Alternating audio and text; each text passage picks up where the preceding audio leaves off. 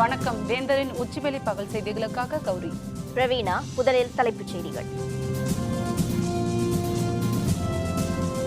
ராமமோகன ராவ் சாதாரண வார்டுக்கு மாற்றம். வருமான வரித்துறை விசாரணை நடத்த திட்டம்.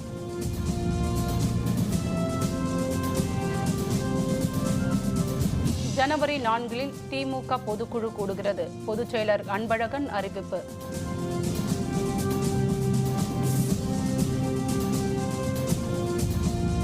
சுனாமி 12ஆம் ஆண்டு நினைவு நாள். கடலோர பகுதிகளில் கண்ணீர் அஞ்சலி.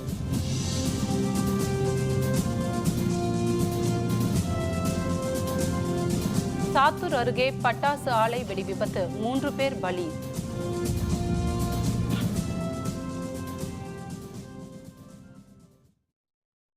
சென்னை போரூர் தனியார் மருத்துவமனையில் நெஞ்சுவலி என அனுமதிக்கப்பட்டுள்ள முன்னாள் தலைமைச் செயலர் ராமமோகன ராவ் சாதாரண வார்டுக்கு மாற்றப்பட்டுள்ளார். பொதுப்பணித்துறை ஒப்பந்ததாரரும் திருப்பதி தேவஸ்தான அறங்காவலர் குழு உறுப்பினராக இருந்தவருமான சேகர் ரெட்டியின் வீடு மற்றும் அலுவலகங்களில் வருமான வரித்துறை சோதனை நடத்தினர். அவர் அளித்த தகவலின்படி தமிழக தலைமைச் செயலராக பதவி வகித்த ராமமோகன ராவ் வீட்டில் வருமான வரித்துறையினர் சோதனை மேற்கொண்டனர். இது தவிர அவருடைய மகன் விவேக், வழக்கறிஞர் அமலநாதன், ராமமோகன ராவ் உறவினர்கள் மற்றும் நண்பர்களின் வீடுகள், அலுவலகங்கள் என 14 இடங்களில் சோதனை நடைபெற்றது. இதனையடுத்து தலைமைச் செயலர் பதவியிலிருந்து இடைநீக்கம் செய்யப்பட்ட ராமமோகன ராவ் மற்றும் அவருடைய மகன் விவேக் ஆகியோருக்கு நேரில் ஆஜராக வருமான வரித்துறை புலனாய்வு பிரிவினர் சம்மன் அனுப்பியதாக தகவல் வெளியானது. இதனையடுத்து சென்னை போரூரில் உள்ள தனியார் மருத்துவமனையில் நேற்று முன்தினம் நெஞ்சுவலி என ராமமோகன ராவ் அனுமதிக்கப்பட்டார். அவருக்கு தீவிர சிகிச்சை அளிக்கப்பட்ட நிலையில் தற்போது சாதாரண வார்டுக்கு மாற்றப்பட்டுள்ளார். இதனிடையே ராமமோகன ராவ் மற்றும் அவருடைய மகன் விவேக் ஆகியோரிடம் வருமான வரித்துறை புலனாய்வு பிரிவினர் இன்று விசாரணை நடத்த திட்டமிட்டுள்ளதாக தகவல்கள் வெளியாகியுள்ளன. ஏற்கனவே இருவரும் நேரில் ஆஜராக சம்மன் அனுப்பியுள்ள நிலையில் இன்று நடத்தும் முடிவு எடுக்கப்பட்டுள்ளதும் குறிப்பிடத்தக்கது.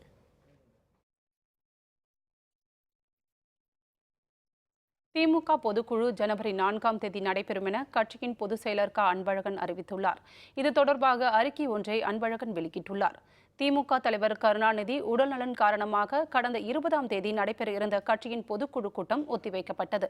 தற்போது உடல்நலன் தேறி கருணாநிதி இல்லம் திரும்பியதை அடுத்து திமுக பொதுக்குழு வரும் 4 நடைபெறும் என அறிவிக்கப்பட்டுள்ளது. தேர்தல் ஆணையத்தின் அனுமதியுடன் சென்னை அறிவாலயத்தில் 4 காலை 9 மணிக்கு திமுக தலைவர் கருணாநிதி தலைமையில் பொதுக்குழு நடைபெறும் என தெரிவிக்கப்பட்டுள்ளது. இந்த கூட்டத்திற்கு வரும்போது ஏற்கனவே அனுப்பப்பட்ட அழைப்பிதழை பொதுக்குழு உறுப்பினர்கள் தவறாமல் கொண்டு வர வேண்டும் என்றும் குறிப்பிடப்பட்டுள்ளது. தமிழகத்தை வறட்சி மாநிலமாக அறிவிக்க தொடர்ந்து வலியுறுத்துவோம் என்றும் விவசாயிகளுக்கு நீதி கிடைக்க போராடுவோம் எனவும் திமுக பொருளாளரும் எதிர்க்கட்சித் தலைவருமான மு.க. ஸ்டாலின் தெரிவித்துள்ளார். சென்னை தலைமைச் செயலகத்தில் சட்டப்பேரவை செயலரை ஸ்டாலின் மற்றும் திமுக எம்எல்ஏக்கள் கு.க. செல்வம், சேகர்பாபு உள்ளிட்டோர் சந்தித்து மனு அளித்தனர். பின்னர் செய்தியாளர்களுடன் பேசிய ஸ்டாலின், எதிர்க்கட்சித் தலைவரின் உதவியாளரை நீக்கியது செல்லாது என நீதிமன்றம் தீர்ப்பளித்த பிறகும் அவரையும் இன்னமும் நியமிக்காமல் இருப்பதாக தெரிவித்தார். எந்த ஒரு பதவியும் இல்லாத ஒருவருக்கு எந்த அடிப்படையில் பாதுகாப்பு அளிக்கப்படுகிறது எனவும் கேள்வி எழுப்பியதாகவும் அவர் கூறினார். தொடர்ந்து நாங்கள் வலியுறுத்திக்கிட்டு இருக்கிறோம். தமிழ்நாட்டை வறட்சி மாநிலமாக அறிவிக்கணும். அது மட்டும் இல்லை, விவசாய பெருங்குடி மக்கள் ஏறக்குறைய 35 பேருக்கு இறந்துருக்கிறாங்க இன்னைக்கு வரைக்கும். அவங்களுக்குரிய நிவாரணத் தொகையை கொடுக்கணும். உடனே சட்டமன்ற கூட்டத்தை, ஒரு சிறப்பு கூட்டத்தை கூட்டி இது குறித்து விவாதிக்கணும். வறட்சி மாநிலமாக அறிவிக்கணும்னு ஒரு தீர்மானத்தை போடணும்னு சொல்லி பலமுறை சொல்லியிருக்கிறோம். இது வரைக்கும் அரசு அதற்கான முயற்சி ஈடுபடவில்லை என்பது வேதனைக்குரிய ஒன்றாக இருக்கு. சுனாமி பேரலை தாக்கி 12ஆம் நினைவு நாள் தமிழக கடற்கரையோரங்களில் இன்று கடைபிடிக்கப்படுகிறது. சுனாமியில் பலியானவர்களுக்கு அஞ்சலி செலுத்தப்பட்டு வருகிறது. 2004ஆம் ஆண்டு டிசம்பர் 26 காலை 6:29 மணிக்கு இந்தோனேஷியாவின் சுமத்ரா தீவில் 8.9 ரெக்டர் அளவுகோலில் ஏற்பட்ட நிலநடுக்கம் சுனாமியாக உருவெடுத்து ஆயிரக்கணக்கானோரை பலி வாங்கியது. இந்தியாவின் சுனாமி சீற்றத்தால் அதிகம் பாதிப்புக்கு உள்ளான தமிழகத்தில் 1000க்கும் அதிகமானோர் பலியானார்கள். ஆழிப்பேரலை மனித உயிர்களை மட்டுமின்றி 733 கோடி ரூபாய் மதிப்பில் உடைமைகளையும் சேதப்படுத்தியது. இந்த கோர சம்பவத்தின் 12ஆம் ஆண்டு நினைவு நாள் இன்று தமிழக கடற்கரையோரங்களில் கடைபிடிக்கப்படுகிறது. இதனையொட்டி பலியானவர்களின் நினைவாக கடற்கரையோரங்களில் அஞ்சலி செலுத்தப்பட்டு வருகிறது. சுனாமி 12ஆம் ஆண்டு நினைவு நாளையொட்டி உயிரிழந்தவர்களுக்கு அஞ்சலி செலுத்தும் விதமாக சென்னை மெரினாவில் ஏராளமானோர் பூக்கள் மற்றும் பால் குடங்களுடன் பேரணியாக சென்றனர். சென்னை மெரினா கடற்கரையில் அமைக்கப்பட்டுள்ள மணல் நினைவு சின்னத்தில் மெழுகுவர்த்தி ஏற்றியும் இறைப்பாடல்களை பாடியும் ஆழி பேரலையால் பலியானவர்களுக்கு அஞ்சலி செலுத்தப்பட்டது. தாங்கள் கொண்டு வந்த பூக்களை கடலில் கொட்டி உயிரிழந்தவர்களுக்கு கண்ணீர் அஞ்சலி செலுத்தினர். சுனாமி ஏற்படுத்திய தாக்கம் தங்களுடைய வாழ்நாளில் மறக்க முடியாத வடுவாக அமைந்துள்ளதாகவும் சொந்தங்களை இழந்து 12 ஆண்டுகளாக தவித்து வருவதாகவும் அவர்கள் தெரிவித்தனர். இனிமேலும் இதுபோன்ற இயற்கை பேரிடர்கள் ஏற்படக்கூடாது என இறைவனை வேண்டிக் கொள்வதாகவும் அவர்கள் கூறினர். இறந்து போன சொந்தங்களுக்கும் தமிழ்நாடு கடற்கரை ஓரத்திலே இறந்து போன அனைத்து மக்களுக்கும் அஞ்சலி செலுத்துகின்ற வகையிலே ஆண்டுதோறும் இந்த நினைவஞ்சலி நடத்தப்படுகிறது. இன்றைக்கு 12 ஆண்டுகளுக்கு முன்பு ஏற்பட்ட அந்த பேரிழப்பு இன்றைக்கும் நம் கண்முன்னே நின்று கொண்டிருக்கிறது. இது போன்ற ஒரு கோர சம்பவம் மனித வாழ்க்கையில் இனிமேல் ஏற்படக்கூடாது என்று ஆண்டுதோறும் இறைவனை பிரார்த்திக் கொள்கிறோம். இந்த தண்ணி அடிக்கிற அலையை பார்த்து அப்படியே இடிஞ்சு கொட்டுது. செவுரு வந்து இடின்னு இடிக்கிற மாதிரியா இருக்குது. வர்றப்பெல்லாம் ரொம்ப சிந்தனை பண்ணிட்டு தான் வரும். கடலில் வந்தால் இதுதான் கொட்டிட்டு பால் ஊற்றிட்டு நம்ம கையெடுத்து கும்பிட்டு கடலை அலை அடிச்சு எத்தனை வீடு போச்சு, எத்தனை மக்களுங்க போச்சு, எத்தனை குடும்பம் பாதிக்கப்பட்டது, எல்லாமே எங்களுக்கு ரொம்ப மனசு கஷ்டமாக இருக்குது. இந்த சுனாமி வந்துடுச்சுனாங்க, ஐயோ அந்த சுனாமி நாள் வந்துடுச்சே, அதுக்குன்னு ஒரு நாளைக்கு போகணும் அப்படின்ட்டு நாங்கள் வரோம். இதேபோல் நாகப்பட்டினத்தில் மாவட்ட ஆட்சியர் அலுவலகத்தில் உள்ள சுனாமி நினைவு பூங்காவிற்கு பேரணியாக வந்த அமைச்சர் OS மணியன், ஆட்சியர் பழனிசாமி உள்ளிட்டோர் மலர் வளையம் வைத்து அஞ்சலி செலுத்தினர். இதனைத் தொடர்ந்து பள்ளி மாணவ மாணவியர்களும் மலர் தூவி அஞ்சலி செலுத்தினர். சுனாமி நினைவு நாளையொட்டி வேளாங்கண்ணி பேராலயத்தில் நடைபெற்ற சிறப்பு திருப்பலியில் ஏராளமானோர் பங்கேற்றனர். 1000க்கும் அதிகமானோரை அடக்கம் செய்த இடத்தில் அமைக்கப்பட்டுள்ள சுனாமி நினைவு தூண் அருகே திரளானோர் மெழுகுவர்த்தி ஏந்தி அஞ்சலி செலுத்தினர். தரங்கம்பாடி, திருமுல்லைவாசல், பூம்புகார், பழையாறு உள்ளிட்ட கிராமங்களிலும் நடைபெற்ற ஏராளமானோர் நினைவு அஞ்சலி நிகழ்ச்சியில் பங்கேற்றனர். கர்நாடக மாநிலத்தில் 900 எரிவாயு சிலிண்டர்கள் வெடித்து சிதறியதால் அந்த பகுதியில் பதற்றமான நிலைமை ஏற்பட்டது. கர்நாடக மாநிலம் சிந்தாமணி அருகே வாடிக்கையாளர்களுக்கு விநியோகம் செய்ய 2 டிராக்டர்களில் 900 எரிவாயு சிலிண்டர்கள் ஏற்றப்பட்டிருந்தன. அப்போது திடீரென எரிவாயு சிலிண்டர்கள் வெடித்து சிதறின. இதனால் அந்த பகுதி முழுவதும் தீப்பிழம்பாய் காட்சி அளித்தன. சம்பவ இடத்திற்கு வந்த காவல்துறையினர் பல மணி நேரம் போராடி தீயை கட்டுக்குள் கொண்டு வந்தனர். வாகனத்தில் உள்ள பேட்டரியில் நேரிட்ட கோளாறு காரணமாக தீ விபத்து ஏற்பட்டு இருக்கலாம் என முதற்கட்ட விசாரணையில் தெரியவந்துள்ளது.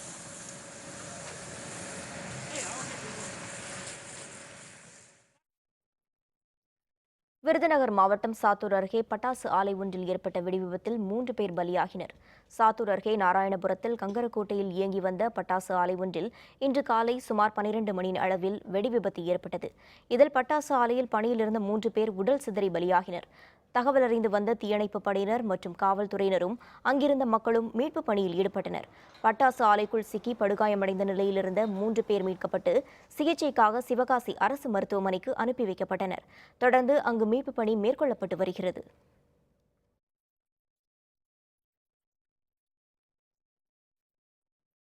ஜல்லிக்கட்டு மீதான தடையை நீக்க வேண்டும். மத்திய அரசுக்கு தலைவர்கள் வலியுறுத்தல். விவரம் விளம்பர இடைவேளைக்கு பிறகு.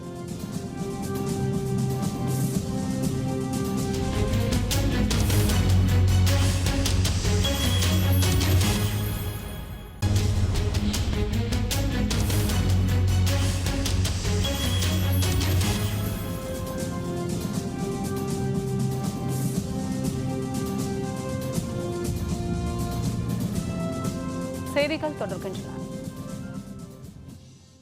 வர்தா புயலின் காணாமல் போன 10 மீனவர்களை தேடும் பணி தொடர்ந்து நடைபெற்று வருவதாக தமிழக அமைச்சர் ஜெயக்குமார் தெரிவித்துள்ளார். சுனாமி பேரலையில் பலியானவர்களுக்கு அஞ்சலி செலுத்தும் நிகழ்ச்சி சென்னை காசிமேடு மீன்பிடி துறைமுகத்தில் நடைபெற்றது. சென்னை ராயபுரத்தில் தொடங்கிய மௌன ஊர்வலத்தில் பங்கேற்ற அமைச்சர் ஜெயக்குமார் உயிர் நீத்த மீனவர்களுக்கு கடலில் மலர் தூவி அஞ்சலி செலுத்தினார். பின்னர் செய்தியாளர்களுடன் பேசிய அவர், இலங்கை சிறைப்பிடித்துள்ள 51 மீனவர்களை விடுவிப்பது தொடர்பாக வரும் 2ஆம் தேதி பேச்சுவார்த்தை நடைபெறும் என தெரிவித்தார். சென்னை மீன்பிடி துறைமுகத்திலிருந்து மீன்பிடிக்க சென்றவர்கள் அந்த படகு சென்னை நோக்கி வந்து கொண்டிருந்த சூழ்நிலையில் புயல் ரொம்பவும் ஆக்ரோஷத்தோடு இருந்த காரணத்தினால் அவர்களுக்கு கரை திரும்பவில்லை. நம்ம அல்ட்ரா சோனார் என்று சொல்லக்கூடிய அதை ஒரு மாடர்ன் எக்யூப்மெண்ட்ஸ் கொண்டு நீங்கள் அதை தேட வேண்டும் என்று சொல்லி அறிவித்திருக்கின்றோம். அந்த அடிப்படையில் தேடுதல் தொடர்ந்து நடைபெற்று கொண்டிருக்கிறது. ஜல்லிக்கட்டு மீதான தடையை நீக்க மத்திய அரசு நடவடிக்கை எடுக்க வேண்டும் என மதிமுக பொதுச் செயலர் வைகோ வலியுறுத்தியுள்ளார். சென்னை விமான நிலையத்தில் செய்தியாளர்களுடன் பேசிய அவர், காட்சிப்படுத்தும் விலங்குகள் பட்டியலிலிருந்து காளையை நீக்க வேண்டும் என கூறினார். ஜல்லிக்கட்டு நடைபெற மத்திய அரசு விரைவாக நடவடிக்கை எடுக்க வேண்டும் என்றும் வைகோ கேட்டுக்கொண்டார். காளை மாடுகள் வீட்டில் இருப்பவை, எனவே இந்த பட்டியலிருந்து நீக்குங்கள். இந்த பட்டியலிலிருந்து நீங்கள் நீக்கிவிட்டால் சுப்ரீம் கோர்ட்டிலே அனுமதி கிடைக்கும். எனவே இந்த ஜல்லிக்கட்டுக்கு அனுமதி கிடைக்க வேண்டும் என்று நான் எதிர்பார்க்கிறேன். ஜல்லிக்கட்டு நடத்த மத்திய அரசு அவசர சட்டம் கொண்டு வர வேண்டும் என தமிழக காங்கிரஸ் தலைவர் திருநாவுக்கரசர் கேட்டுக் கொண்டுள்ளார். சென்னை விமான நிலையத்தில் செய்தியாளர்களுடன் பேசிய அவர், ஜல்லிக்கட்டு நடத்த வலியுறுத்தி திமுக சார்பில் நடைபெறவுள்ள ஆர்ப்பாட்டத்தில் காங்கிரஸ் பங்கேற்கும் என குறிப்பிட்டார். இலங்கை கடற்படையினரால் கைது செய்யப்பட்ட தமிழக மீனவர்களை விடுவிக்க நடவடிக்கை மேற்கொள்ளாமல் மத்திய அரசு மெத்தனமாக செயல்பட்டு வருவதாகவும் அவர் குற்றம் சாட்டினார். மத்திய அரசு உச்சநீதிமன்றத்தை அணுகி அதற்குரிய சரியான அவசர சட்ட திருத்தத்தை வெளியிட்டு இந்த ஆண்டு கண்டிப்பாக ஜல்லிக்கட்டு நடைபெற மத்திய அரசு உரிய நடவடிக்கை எடுக்க வேண்டும். தமிழக அரசும் இது குறித்து வற்புறுத்த வேண்டும். இல்லை என்றால் இது குறித்து திமுக சார்பில் எல்லா கட்சிகளையும் சேர்த்து போராட்டம் நடக்கும் என்று எதிர்க்கட்சித் தலைவர் திரு ஸ்டாலின் அறிவித்திருக்கிறார். அந்த போராட்டத்திலே காங்கிரஸ் கட்சியும் பங்கேற்கும். சுனாமியின் 12ஆம் ஆண்டு நினைவு நாளை ஒட்டி சென்னை மெரினா கடற்கரையில் சுனாமியால் பலியானவர்களுக்கு பாரதிய ஜனதா சார்பில் அஞ்சலி செலுத்தப்பட்டது. பாரதிய ஜனதா கட்சியின் தமிழக தலைவர் தமிழிசை சவுந்தரராஜன் மெரினா கடற்கரையில் சுனாமி பாதிப்புகளை எடுத்துரைக்கும் விதமாக ஏற்பாடு செய்யப்பட்டிருந்த கண்காட்சியை பார்வையிட்டார். பின்னர் செய்தியாளர்களுடன் பேசிய அவர், பாகிஸ்தான் சிறையில் அடைக்கப்பட்டிருந்த மீனவர்கள் மீட்கப்பட்டுள்ளதாகவும் அவர்களின் படகுகளை விடுவிக்க மத்திய அரசு நடவடிக்கை எடுக்கும் எனவும் தெரிவித்தார். நல்லெண்ணத்தின் அடிப்படையில் இலங்கை சிறையில் உள்ள மீனவர்கள் அத்தனை பேரும் விடுவிக்கப்பட வேண்டும் என்று கோரிக்கை வைத்து விடுவித்திருக்கிறார்கள். அதே போல பாகிஸ்தான் சிறையில் உள்ள அத்தனை மீனவர்களும் விடுவிக்கப்பட்டிருக்கிறார்கள். நல்லெண்ணத்தின் அடிப்படையில் மீனவர்கள் விடுவிக்கப்பட்டிருக்கிறார்கள். படகுகளை விடுவிப்பதற்கான அத்தனை முயற்சிகளையும் பாரதிய ஜனதா கட்சி அரசு மேற்கொள்ளும். வருமான வரித்துறை சோதனை தொடர்பாக தமிழக அரசு உரிய விளக்கம் அளிக்க வேண்டும் என திமுக எம்பி கனிமொழி வலியுறுத்தியுள்ளார். சென்னை விமான நிலையத்தில் செய்தியாளர்களுடன் பேசிய அவர், திமுக தலைவர் கருணாநிதி ஓய்வில் இருக்க வேண்டும் என மருத்துவர்கள் அறிவுறுத்தியிருப்பதாக தெரிவித்தார். திமுக பொதுக்குழு விரைவில் நடைபெற இருப்பதாக தெரிவித்த கனிமொழி, திமுகவின் செயல் தலைவரா ஸ்டாலின் என்பது அப்போது தெரியவரும் எனவும் குறிப்பிட்டார். தளபதி திராவிட முன்னேற்ற கழகத்தோடைய பார்வையை அவர் தெளிவாக தன்னோட கருத்துக்களை அவர் தெளிவாக தன்னுடைய அறிக்கையில் அவங்க தெரிவிச்சிருக்காங்க. அரசாங்கம் அதுக்கு தெளிவாக பதில் சொல்ல வேண்டும் என்று அவர் தெரிவித்திருக்கிறார். இதுக்கு நிச்சயமாக அரசாங்கத்திற்கு அதுக்கு பதில் சொல்ல வேண்டிய ஒரு கடமை இருக்கிறது. இன்னும் தேதி முடிவாகவில்லைங்களா, விரைவில் நடக்கும். அறிவிப்பு வருவதற்காக பொறுத்திருங்கள் என்று சொல்லியிருக்கிறார்கள். பொதுக்குழு வரட்டும், அதுக்காக பொதுக்குழு நடக்கட்டும்ங்க. ஏழை மக்களுக்கு எதிராக செயல்படும் மத்திய அரசுக்கு எதிரான போராட்டத்தில் இந்திய கம்யூனிஸ்ட் கட்சி வெற்றி பெறும் என கட்சியின் மூத்த தலைவர் தா பாண்டியன் தெரிவித்துள்ளார். இந்திய கம்யூனிஸ்ட் கட்சி தொடங்கப்பட்டு 92 ஆண்டு தொடக்க விழாவும் கட்சியின் மூத்த தலைவரான ஆர் நல்லக்கண்ணுவின் 92வது பிறந்த நாள் விழாவும் சென்னை தியாகராய நகரில் உள்ள கட்சியின் அலுவலகத்தில் கொண்டாடப்பட்டது. நிகழ்ச்சியில் கட்சியின் கொடியை ஏற்றி வைத்த தா பாண்டியன் பின்னர் செய்தியாளர்களுடன் பேசினார். அப்போது விடுதலை போராட்டத்தில் ஆங்கிலேயரை எதிர்த்து போராடி வெற்றி பெற்ற பெருமையை கொண்டது இந்திய கம்யூனிஸ்ட் கட்சி என குறிப்பிட்டார். 91 ஆண்டுகளுக்கு பிறகு 12 பேர் அல்ல, பல லட்சம் பேரை கொண்ட இயக்கமாக, எவராலும் புறக்கணிக்க முடியாத இயக்கமாக இன்றைக்கு இந்தியா முழுமையிலும் இருக்கிறது. எனவே எங்களுடைய பணி இன்னும் அதிகமாக இருக்கிறது. நாங்கள் எதிர்பார்க்காத ஒரு வகுப்புவாத ஆட்சி, மக்களை மதிக்காத ஆட்சி வந்திருக்கலாம். ஆனால் இந்த ஆண்டிலே இன்றைய தினம் அதையும் அப்புறப்படுத்தி மக்கள் நலன் நாடும் அரசை நம் வாழ்நாளிலேயே நிறுவி காட்டுவோம் என்று உறுதி எடுத்துக் கொள்கிறோம். இதனிடையே மூத்த தலைவரான நல்லக்கண்ணுவின் விடுதலை சிறுத்தைகள் கட்சித் தலைவர் திருமாவளவன், இந்திய கம்யூனிஸ்ட் கட்சியின் மாநில செயலர் முத்தரசன், சி மகேந்திரன் உள்ளிட்ட ஏராளமான தொண்டர்களும் வாழ்த்து தெரிவித்தனர்.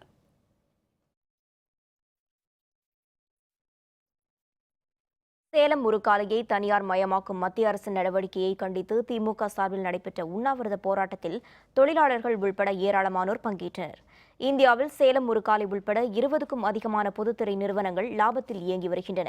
இந்த சேலம் உருக்காலையை தனியார் மயமாக்கும் மத்திய அரசின் முடிவை கைவிட வேண்டும் என்று பல்வேறு அமைப்புகள் போராட்டம் நடத்தி வருகின்றன. சேலம் மாவட்ட ஆட்சியர் வளாகத்தின் அருகே நடைபெற்ற உண்ணாவிரத போராட்டத்தில் சேலம் மத்திய மாவட்ட திமுக செயலரும் திமுக எம்எல்ஏவுமான ராஜேந்திரன் தலைமையில் நடைபெற்றது. இந்த ஆர்ப்பாட்டத்தில் திமுக தொண்டர்களும் இரும்பாலை தொழிலாளர்கள் உள்பட ஏராளமானோர் கலந்து கொண்டனர். உருக்காலை தற்போது லாபகரமாக இயங்கிக் கொண்டிருக்கிற சூழ்நிலையில் மத்திய அரசு, பாரதிய ஜனதா அரசு இந்த திட்டத்தினை தனியார் மயமாக்கிட வேண்டும் என்கிற அந்த முயற்சியில் ஈடுபட்டிருக்கிறது.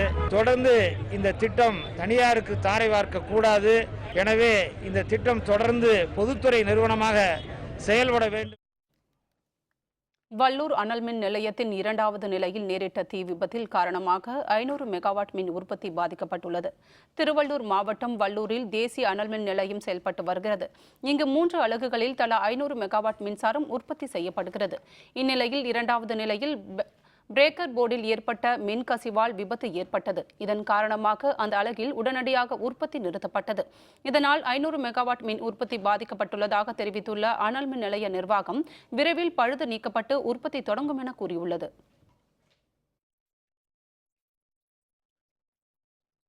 திண்டுக்கல் மாவட்டம் நத்தம் அருகே பழனிக்கு பாத யாத்திரை சென்ற பக்தர்கள் மீது பேருந்து மோதியதில் 2 பேர் பலியாகினர். திண்டுக்கல் மாவட்டம் நத்தம் சமுத்திராப்பட்டி அருகே இந்த விபத்து நேரிட்டது.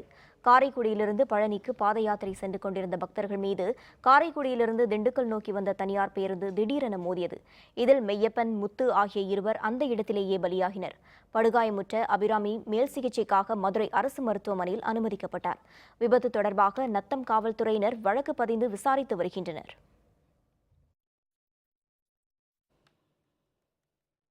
வேலூர் மாவட்டம் ஆற்காடு அருகே வேன் மீது இருசக்கர வாகனம் மோதிய விபத்தில் 3 கட்டட தொழிலாளர்கள் பலியானார்கள். ஆற்காடு ஆரணி சாலையில் தோல் தொழிற்சாலைக்கு பணியாளர்களை ஏற்றிக்கொண்டு வேன் ஒன்று சாத்தூர் நோக்கி சென்று கொண்டிருந்தது. வேடல் கிராமத்தை சேர்ந்த கட்டட தொழிலாளர்கள் 3 பேர் இருசக்கர வாகனத்தில் ஆரணி நோக்கி சென்று கொண்டிருந்தனர். விளாம்பாக்கம் அருகே வேனும் இருசக்கர வாகனம் நேருக்கு நேர் மோதிக்கொண்டதில் அதே இடத்தில் 3 கட்டட தொழிலாளர்களும் பலியானார்கள். வேனில் பயணம் செய்த போது படுகாயமடைந்த 5 பேர் அருகில் உள்ள வாலாஜா அரசு மருத்துவமனைக்கு சிகிச்சைக்காக அனுப்பி வைக்கப்பட்டனர். இந்த விபத்து குறித்து திமிரி காவல்துறையினர் வழக்கு பதிவு செய்து விசாரணை மேற்கொண்டனர். தமிழகத்தை வறட்சி மாநிலமாக அறிவிக்க வலியுறுத்தி திருவாரூர் மாவட்ட ஆட்சியர் அலுவலகத்தை இந்திய கம்யூனிஸ்ட் கட்சியினர் முற்றுகையிட்டு போராட்டத்தில் ஈடுபட்டனர். சம்பா சாகுபடி பாதிப்பால் தற்கொலை செய்து கொண்ட விவசாயிகளின் குடும்பத்திற்கு 25 லட்சம் ரூபாய் நிவாரணம் வழங்குதல், ஏக்கருக்கு 30,000 ரூபாய் இழப்பீடு வழங்குதல் என்பன உள்ளிட்ட கோரிக்கைகளை வலியுறுத்தி போராட்டம் நடைபெற்றது. தமிழ் மாநில விவசாய தொழிலாளர்கள் சங்கத்தின் பொதுச் செயலர் பெரியசாமி தலைமையில் நடைபெற்ற போராட்டத்தில் பலர் பங்கேற்றனர். வடகிகள் தற்கொலை சாவுக்கும் அதிர்ச்சி மரணத்திற்கும் ஆளாகிற கட்டமைப்பை காவல் நிர்வாகத்தை தமிழகத்தை வறட்சி மாநிலமாக அறிவிக்க வேண்டும் என்பது உள்ளிட்ட கோரிக்கைகளை வலியுறுத்தி திருச்சி மாவட்ட ஆட்சியர் அலுவலகத்தை முற்றுகையிட்டு போராட்டம் நடத்த முயன்ற 100க்கும் அதிகமானோர் கைது செய்யப்பட்டனர். காவிரி மேலாண்மை வாரியம் அமைக்க வேண்டும், கடந்த ஆண்டுக்கான பயிர் காப்பீட்டு திட்டம் இழப்பீட்டை உடனடியாக வழங்க வேண்டும், பயிர் மதிப்பால் உயிரிழந்த விவசாயிகளின் குடும்பத்திற்கு 25 லட்சம் ரூபாய் வழங்க வேண்டும் என்பது உள்ளிட்ட பல்வேறு கோரிக்கைகளை வலியுறுத்தி தமிழ்நாடு விவசாயிகள் சங்கம் மற்றும் தமிழ்நாடு விவசாய தொழிலாளர்கள் சங்கம் சார்பில் மாநிலம் முழுவதும் உள்ள மாவட்ட ஆட்சியர் அலுவலகங்கள் முன்பு போராட்டத்தில் ஈடுபட்டனர். இந்நிலையில் திருச்சியில் 100க்கும் அதிகமானோர் பேரணியாக வந்து மாவட்ட ஆட்சியர் அலுவலகத்தை முற்றுகையிட்டு போராட்டம் நடத்த முயன்றனர். இவர்களை தடுத்து நிறுத்திய காவல்துறையினர் போராட்டத்திற்கு அனுமதி மறுத்து அவர்களை கைது செய்தனர். இந்த தமிழக அரசு வறட்சி மாநிலமாக தமிழகத்தை அறிவித்து எல்லா விவசாயிகளுக்கும் ஒரு ஏக்கருக்கு 30,000ம், விவசாய தொழிலாளருக்கு 25,000ம் வழங்க வேண்டும், விவசாய தொழிலாளருக்கு ஆண்டு முழுவதும் வேலைவாய்ப்பு அளிக்க வேண்டும் என்பதற்காகவும் கலெக்டர் அலுவலகத்தை முற்றுகையிட்டு காத்திருப்பு நடப்பது என்பதுதான் எங்களுடைய போராட்டத்தில். ஆனால் எங்களை தமிழ்நாடு காவல்துறை வழியிலேயே இப்பொழுது மறித்திருக்கிறார்கள். சுனாமி 12ஆம் ஆண்டு நினைவு நாளையொட்டி தூத்துக்குடி மாவட்டம் திரேஸ்புரம் கடற்கரையில் ஏராளமானோர் மெழுகுவர்த்தி ஏந்தி மலர் தூவி அஞ்சலி செலுத்தினர். தூத்துக்குடி மாவட்டம் திரேஸ்புரம் கடற்கரையில் நடைபெற்ற சுனாமி நினைவு நாள் அஞ்சலியில் மீனவர்கள், மக்கள், சிறுவர் சிறுமியர் என ஏராளமானோர் பங்கேற்றனர். மெழுகுவர்த்தி ஏந்தியும் கடலில் மலர்கள் தூவியும் ஆழி பேரலையில் பலியானவர்களுக்கு அஞ்சலி செலுத்தினர்.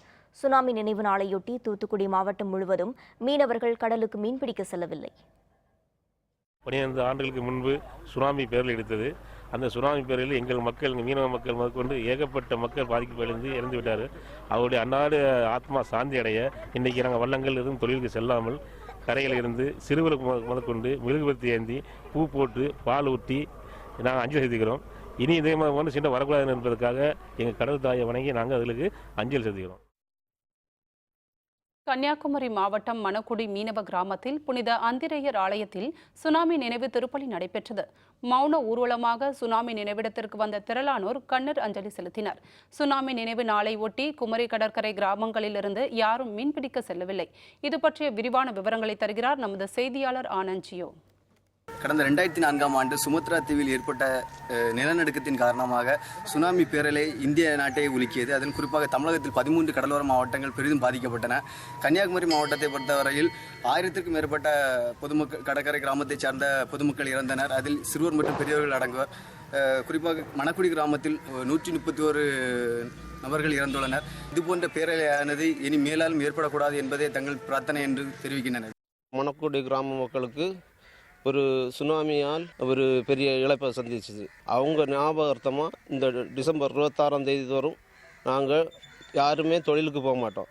அவங்களுக்காக சிறப்பு திருப்பலி, நினைவு திருப்பலி செலுத்தி கலர் தோட்டத்துக்கு பவுனியாக வந்து மலர் தூவி அவங்களுக்கு அஞ்சலி செலுத்துவோம்.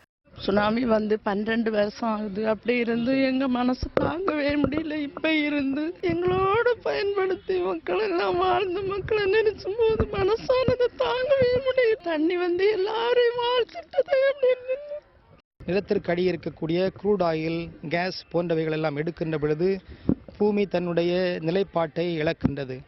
அந்த நிலைப்பாட்டை சமன் செய்வதற்காக ஏற்படுகின்ற நிலநடுக்கம் தான் சுனாமி போன்ற ஆழி பேரலை உருவாக்குகிறது. எனவே மனிதர்கள் இயற்கையை பாதுகாக்க வேண்டும். இயற்கையை பாதுகாக்கின்ற பொழுது இப்படிப்பட்ட கோர விபத்துகள் நடைபெற தடுக்க முடியும். வேந்த செய்திகளுக்காக மணக்குடி கடற்கரை கிராமத்திலிருந்து ஆனந்த் ஜியோ.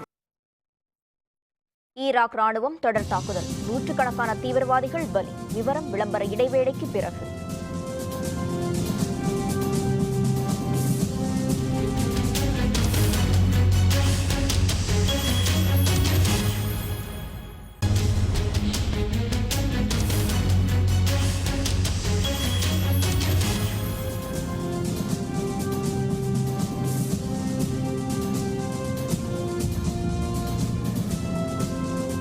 செய்திகள் தொடர்கின்றன. இனி அயலக செய்திகள்.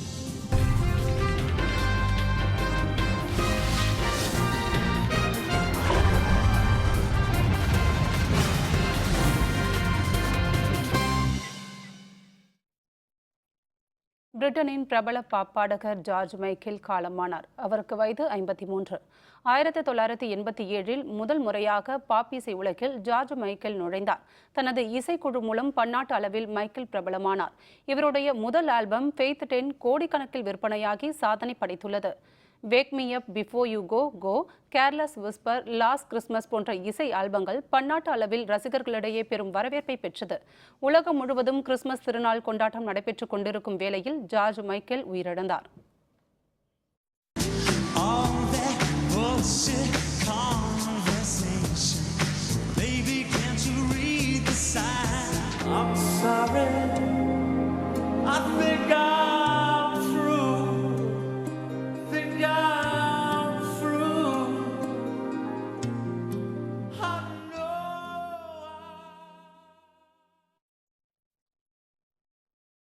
ஈராக்கின் முசுல் நகரை மீட்க நடைபெற்று வரும் போர் தீவிரமடைந்துள்ள நிலையில் ராணுவத்தினர் நடத்திய அதிரடி தாக்குதலில் 100க்கும் அதிகமான தீவிரவாதிகள் கொல்லப்பட்டனர். ஈராக்கில் IS தீவிரவாதிகளின் முக்கிய தலைமையிடமான முசுலை கைப்பற்றும் முனைப்பில் கடந்த அக்டோபர் 17ஆம் தேதி முதல் ஈராக் ராணுவத்தினர் வியூகம் வகுத்து தாக்குதல் நடத்தி வருகின்றனர். வழிநெடுகிலும் உள்ள பகுதிகளை கைப்பற்றிய ராணுவத்தினர் தொடர்ந்து முன்னேறி வருகின்றனர். இந்நிலையில் கிழக்கு திசையிலிருந்து முசுல் எல்லைக்குள் அமெரிக்க ராணுவத்தினரிடம் பயிற்சி பெற்ற சிறப்பு படையினர் அதிரடி தாக்குதலை மேற்கொண்டனர். முசுலுக்கு தென்கிழக்கே உள்ள அல் இன்திசார், அல் சைமா, அல் சலாம் உள்ளிட்ட இடங்களில் நடத்தப்பட்ட தாக்குதலில் 51 தீவிரவாதிகள் கொல்லப்பட்டதுடன் தற்கொலைப்படை தாக்குதலுக்கு வைக்கப்பட்டிருந்த 4 கார்கள் அழிக்கப்பட்டன. மேலும் அல்வாதா பகுதியில் IS தீவிரவாதிகள் பதுங்கியிருந்த கட்டிடத்தின் மீது கூட்டுப்படை விமானங்கள் நடத்திய தாக்குதலில் 60க்கும் அதிகமான தீவிரவாதிகள் கொல்லப்பட்டனர்.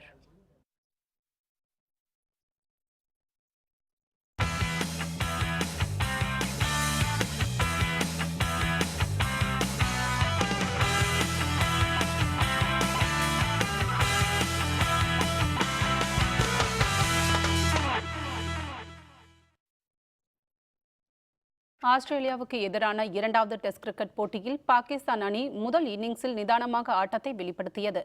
ஆஸ்திரேலியாவில் சுற்றுப்பயணம் மேற்கொண்டுள்ள பாகிஸ்தான் அணி 3 டெஸ்ட், 5 ஒருநாள் போட்டி மற்றும் ஒரு 20 ஓவர் போட்டிகளில் விளையாடுகிறது. பிரிஸ்போனில் நடைபெற்ற முதல் டெஸ்ட் போட்டியில் ஆஸ்திரேலிய அணி 39 ரன்கள் வித்தியாசத்தில் வெற்றி பெற்று இதனைத் தொடர்ந்து இரண்டாவது போட்டி மெல்பர்னில் இன்று தொடங்கியது. மழை காரணமாக போட்டி தாமதமாக தொடங்கிய நிலையில் டாஸ் வென்ற பாகிஸ்தான் அணி பேட்டிங்கை தேர்வு செய்தது.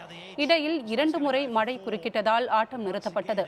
இன்றைய ஆட்ட நேர முடிவில் பாகிஸ்தான் அணி 4 விக்கெட்கள் இழப்பிற்கு 142 ரன்கள் எடுத்துள்ளது. அசார் அலி 66 ரன்களுடனும் கேப்டன் மிஸ்பா உல் ஹக் 11 ரன்களுடனும் களத்தில் உள்ளனர்.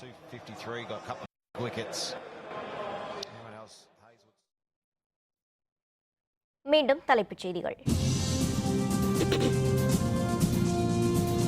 ராமமோகன ராவ் சாதாரண வார்டுக்கு மாற்றம், வருமான வரித்துறை விசாரணை நடத்த திட்டம்.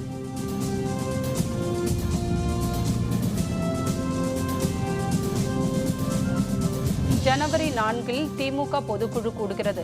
பொதுச் செயலர் அன்பழகன் அறிவிப்பு.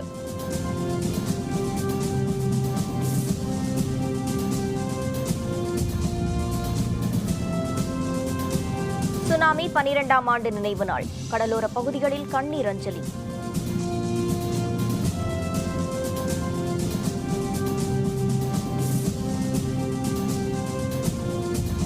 சாத்தூர் அருகே பட்டாசு ஆலை வெடி விபத்து, பலி எண்ணிக்கை 5ஆக அதிகரிப்பு.